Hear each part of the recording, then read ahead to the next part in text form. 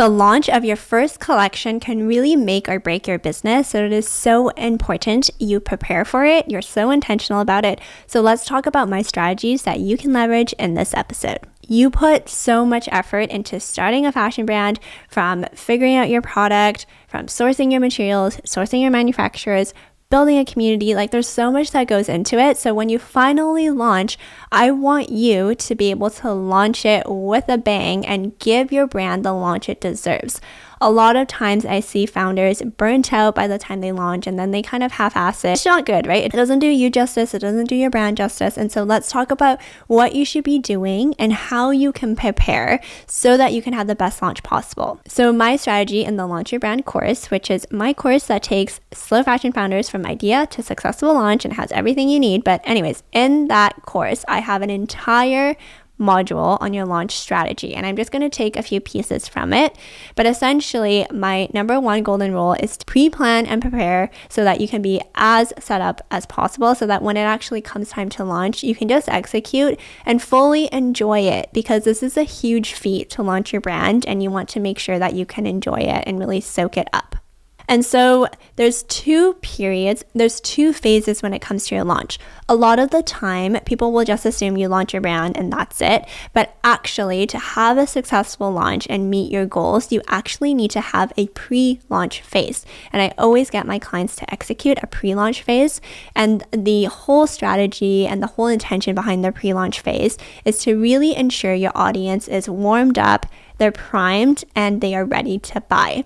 Because if you just ask someone to buy something without warming them up, it's going to be difficult. So you need to warm them up. You need to build that trust with your community. You need to remind them why they're following you, all this stuff. And then you're hyping it up, counting the days to your launch, so that when you do actually launch, people are lining up, they're so excited, and they're ready to buy. So the pre-launch phase is a crucial step, which people often miss. And in LYB, I break down how you can execute that, all the content you should be posting and all that stuff. But just know you should have a pre-launch phase to warm up your audience. Next, when it comes to your launch, a rookie mistake people make is they just launch and they never really talk about it again. They expect all the sales to just keep trickling in, but the reality is people need to see something an average of probably 12 to 15 times nowadays, because we're so inundated with other things on social media. So what you want to do is to really make sure you're launching over a long enough time period. And I actually get my clients in LYB to launch over 2 weeks. And that's because you will have enough time to talk about it every single day. People will see it enough times. And so that's why we do a 2-week launch window. And I've talked about this on YouTube before and on the Recloseted radio podcast. So we'll link it in the cards and in the description and stuff. But basically, if you're doing pre-sales for your first launch, which is what I always recommend to my clients, it is a bit finicky to execute. So I did a whole YouTube video on how you can execute pre-sales. You can go watch that. But throughout those 2 weeks, you tell people that they can only place their pre-sales orders during those 2 weeks. That is it. Because if you have an abundance amount of time for people to sign up, they're just not going to sign up. They're just going to procrastinate and all this stuff. So take the time to tell people that you're only collecting orders in this 2-week window. And then when it comes to your fulfillment, it just makes life so much easier, because you can batch up all these orders, take it to your mill, take it to your production partner, and it's just so easy. So if you want to learn more about how to execute pre-sales, I'll have another YouTube video linked that you can go watch. But essentially, you need a pre-launch phase and then your launch phase. Another strategy and tactic I always get my LYB clients to do is do launch events. Launch events are great because you get to celebrate the launch of your brand, which is amazing. But also, a lot of my clients make so much sales at launch events because people are there trying it on. They can touch, feel, and see your product. They can try it on. It's just a really good sales opportunity. And if you don't do it, it's such a missed opportunity. And I had never talked about launch events before on the podcast because I was I feel I want to save this for our clients. But I did a quick overview in past Recloseted Radio podcast episode, and it's also on YouTube. So again, I'll link that in the description and in the show notes. It is very, very informative, if I do say so myself. So check out that video too if you haven't seen it. And so that is the overall strategy. Like, do pre-launch, do your launch phase, have your launch events, and you want to pre-plan, like I mentioned, as much as possible so that your life is as easy as possible during that launch phase, because your emotions are going to be everywhere. You're going to be so excited. You're also going to be so anxious and stressed. So just do yourself a favor and do as much of it as possible in advance. And when I talk about doing it in advance, I mean like planning your launch event way in advance, so you're not scrambling trying to find a venue or send out invites, right? Like, do all your content, like batch as much of it as possible.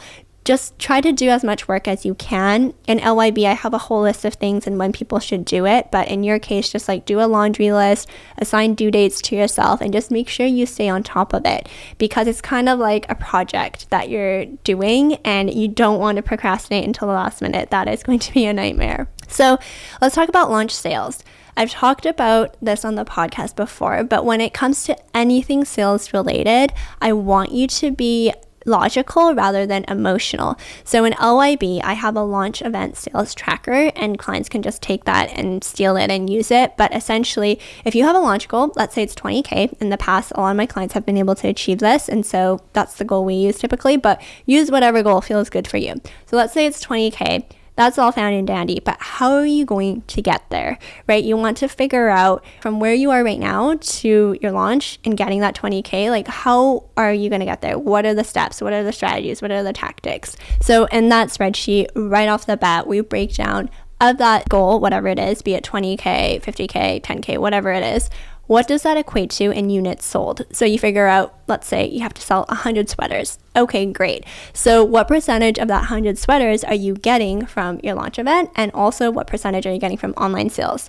Once you figure that out, it's like, okay, let's work backwards. How many launch event invites do we need to send out? How many people do we actually need to be at the launch event? What's our conversion rate at the launch event? And then you figure that out.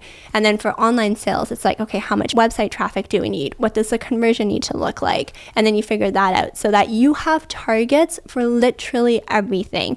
And then come your launch, you then know what you're monitoring, what you're looking at to make sure you stay on track. Because otherwise, by the end of the 2 weeks, if you have no idea how you're going to get there, you're not going to achieve your launch goal because you don't know the interim steps to take. And then also, you will be so stressed throughout the entire thing because you're going to be like, I don't know what's going on. I don't know if I'm going to hit it. I'm just trying to manifest this, but you're not going to do anything, right? So it's really, really important to have your launch target spreadsheet. And the other tip I want to give you when it comes to sales is for your 2-week launch window, a lot of my clients see sales on the first day and then on the last day. That's usually what happens. People get excited, they purchase on their first day, and then the last day they're like, oh shoot, I've procrastinated, I'm going to get on it now. So typically that's what happens. And so you kind of have a peak and then there's a dip and then a peak again.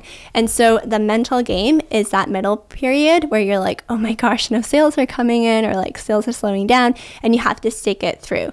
And if you go into this with the expectation and like with the knowledge that this happens, it makes it better. But just know that that's what majority of my clients experience. I support them through it because it can be a lot of emotional turbulence, but just know that typically that's what happens, and I want you to have the right expectation going into it. And when it comes to content, I'll just quickly overview it here, but you want to have content for your pre-launch phase. So this is content that will give value to your customers. Again, remind them why they follow you, remind them all the value you give them. And then you also want to build a lot of trust. So I would retell your founder story, reintroduce yourself. I would also just, show some behind the scenes so that people get excited and they are just really invested in your success. That's a big reason why I say post behind the scenes content, because A, it's relatable, and B, people want to see you succeed. They're in your camp or in your corner. And then for the launch period content, you want to make sure you do it in a way where it's strategic. You don't just want to shove your product down people's throat for 2 weeks, because that gets old. So what I do is I have a daily content calendar every single day, the topic you should be posting, what you can be posting in my Launch Your Brand course for our clients. But in your case, you just want to be really strategic about over those 2 weeks, what can you be posting? What can you be promoting to drive sales? So that is your launch strategy. It is a lot, But again, if you pre-plan and you prepare and you start to execute now, you'll be fine for your launch. But it is so important you do it like this so that you can be as successful as possible. And if you're interested in the Launch Your Brand course, I will leave more details down below, but you can find out more info at recloseted.com/LYB. I'm so proud of this course. It literally has everything and anything you need to start a successful, sustainable fashion brand. We walk you through like your business foundation, your founder foundation. I talk about how you can create a validated product. I walk you through the market research process. Then we help you source a designer, source materials, source manufacturers, make sure all of that's good. You're super happy with your product. And then we work on your marketing. So we set up your branding, we set up your Shopify website, we set up your Instagram, your TikTok, whatever you choose to do.